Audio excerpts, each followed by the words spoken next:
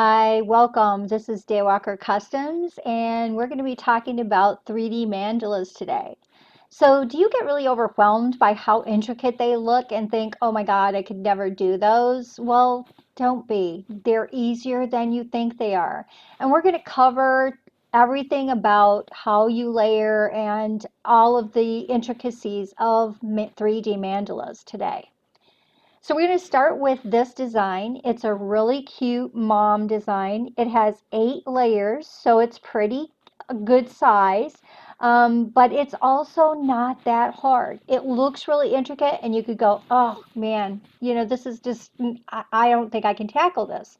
But you can. It's not hard, and we're going to walk through every layer, and we're going to talk about adhesives, and we're going to talk about how you put it together, and we're going to finish this in just a few minutes.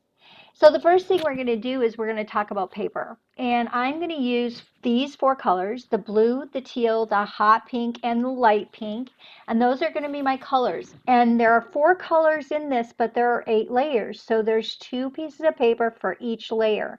And the way this works is it uses one of each color, and then it repeats that and uses one of each color.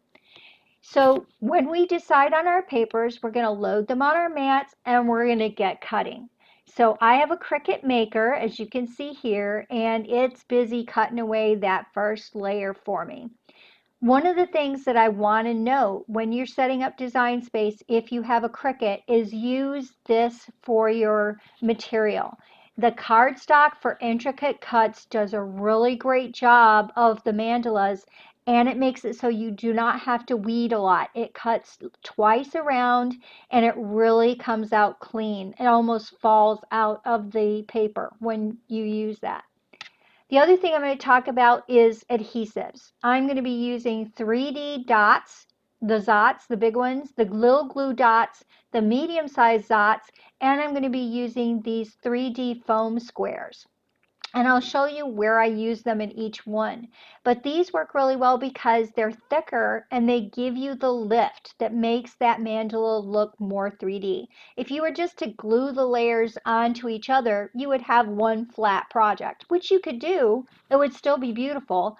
But what gives it the layers look are these adhesives. And for the most part, I'm going to be using the 3D Zots. But I also will be using some of the others, and we'll talk about why.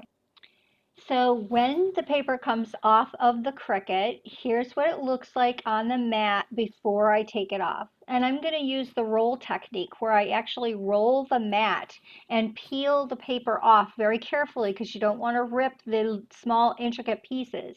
But it helps the paper so it doesn't curl if you do that. So once you get everything cut and you have all of your mandalas ready to go, the next thing that you need to know is, how do I layer this? What layers does it go to? And for this particular one, I have 8 layers and they're laid out here left to right, top to bottom. So my dark blue is the brown here, the teal is the teal, my orange is my hot pink, and my cream color, that's my light pink. So my order is going to go dark blue, teal, hot pink, and light pink. Then dark blue, teal, hot pink, and light pink. So that's going to be my order. And I'm going to lay them together, and then I'm going to start putting on my adhesives. So I turn over layer number 1, so it's right side up. And then I have layer number 2 upside down because I want to put my adhesives on the back of it. And you can see here I've applied those 3D Zots to intricate places. I've got one on each of the M's, one on the O, and then I've got 3 others kind of around the circle of the center of this. And then I added some little the medium-sized Zots, the flat ones, just to kind of adhere and hold some of those outer pieces as well. Once I get that done, then I flip it over and I put it on top of layer 1. So this is a picture of layer 1 and layer 2. And you want to be real careful because those adhesives are going to catch really quick. So as you're laying it down, make sure you've got it adjusted right where you want it before you let them grab hold of that paper and stick. It's really hard to get them off once they start sticking. So in this case, the MOM is kind of lined up and I see the dark blue underneath. When I go to put the next layer on, The teal layer you can see underneath there. So now you can see the dark blue layer, the teal layer that's kind of underneath there. And then this is the third layer is the dark pink. And then I've got the light pink layer on, and you can see those first four layers kind of underneath of this fifth layer back to the dark blue again. But you can see how they're kind of hiding underneath there, but yet they're visible. And that adds the depth. Once I add the next couple of layers, the teal and the pink again, now I'm up to 7 layers here, and you can see how that's kind of growing dimensionally as I add each layer. It's really coming together. Got some scroll work on the mom. And then it gets really detailed when the paper gets really fine like this. So I've taken those 3D thin squares, the 3D squares, and I've actually cut them in half so that they're really small.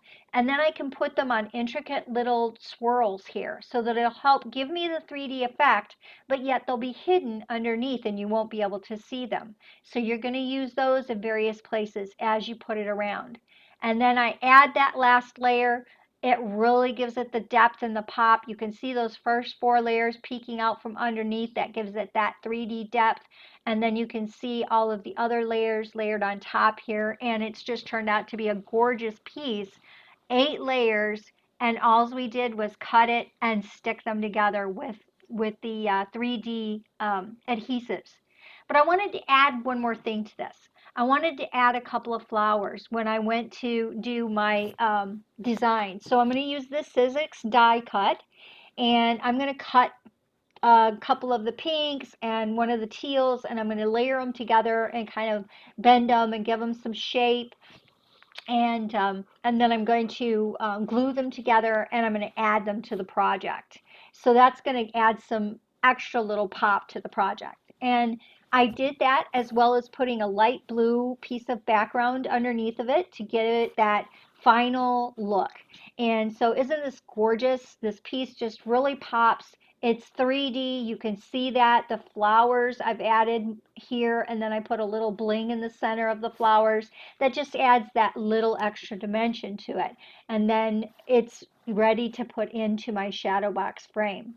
So I go and I put this in a shadow box frame, and then I wanted to do my great pictures with this. And this is how I take my product pictures for my websites and for the things that I sell. This particular item would sell for about $45 because the shadow boxes are quite expensive. But isn't that a great gift? This happens to be the shadow box I did for my mom for Mother's Day this year, and it was my kind of one of my first few times doing 3D mandalas, and it just turned out so great. I added the hummingbird, I added a flower in there, and when I gave it to her, she was so excited. Any mom would love a gift like this from you guys. This is another example of a mandala that I did. My mom was in the hospital for some surgery, and the staff was just so great to help her. And this was another Cindy Duke mandala. I thought it was so cute, and I put it kind of on one of those uh, boards that you would paint on, you know, the canvas boards. And then my mom wrote a note on the back of it, and we gave it to them when we were getting ready to leave. I think it turned out really cool. Here are a lot of the mandalas that I did. I think there's a total of 6 of them here. Love the gecko, the dolphin, the horse. They're all so great. But I wanted a way to showcase them, you know, together. And I didn't want them separate little shadow boxes. That would have been too many. But I put them together on what I call my 3D mandala board.